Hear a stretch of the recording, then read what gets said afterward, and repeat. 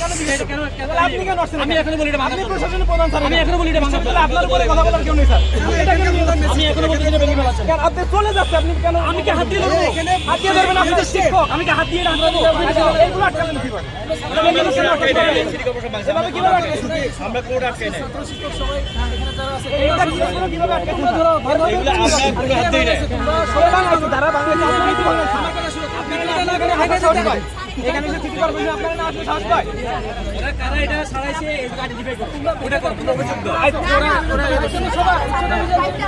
Sir. আমরা identify করলে কি স্যার তাদের বিচার হবে স্যার? আমরা কিন্তু অভিযান চালাচ্ছি না, কি বিচার হয়?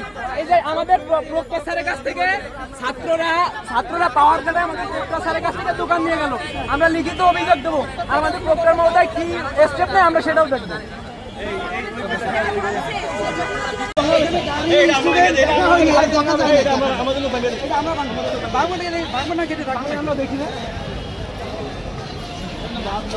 আমাদের নিজেদের এখন আমরা কোথায় তোমরা দিয়ে আসো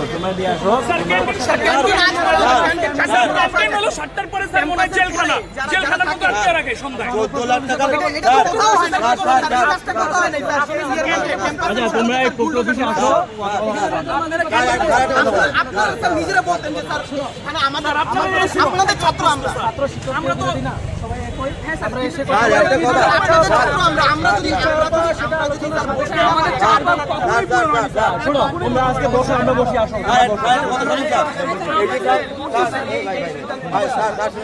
মোনালিসা হেভি ফ্লো 15 পিস প্যাকেটের সাথে 8 পিসের একটি প্যাকেট একদম ফ্রি।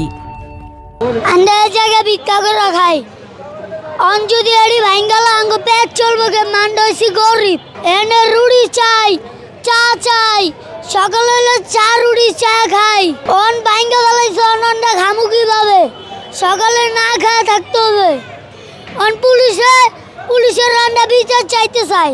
জগন্নাথ বিশ্ববিদ্যালয়ে আসলে জায়গা কম, আমাদের বসার মতো পর্যাপ্ত পরিমাণে জায়গা নাই। আমরা এই সেকেন্ড গেটে এসে মাঝে মধ্যে বসতাম, চা খাইতাম আর আড্ডা দিতাম, কিন্তু এখানে এই যে বিল্ডিংগুলো মানে দোকানগুলো আছে এই দোকানগুলো ভেঙে ফেলার ফলে আমাদের আসলে আর বসার জায়গা নেই। আমরা এখন কোথায় বসবো? ক্যাম্পাসের ভিতরে আমাদের প্রশাসন কোনো জায়গা দেওয়ার সিস্টেম করতে পারে নাই, কোনো বেঞ্চ দেয় নেই, কোনো একটা ফুড কোর্ট করছে 14 লাখ টাকা দিয়ে, বলছিল ছাতা দিবে, ছাতাও দেয় নাই। এখানে আমরা আসতাম, এখানে ওনার একটা ছাউনির ব্যবস্থা করছিল, তাও ভেঙে দিচ্ছে। এখন আমরা কোথায় যাবো? প্রক্টর অফিসে যে আমরা আড্ডা দিব তা তো তারা করতে দিবে না।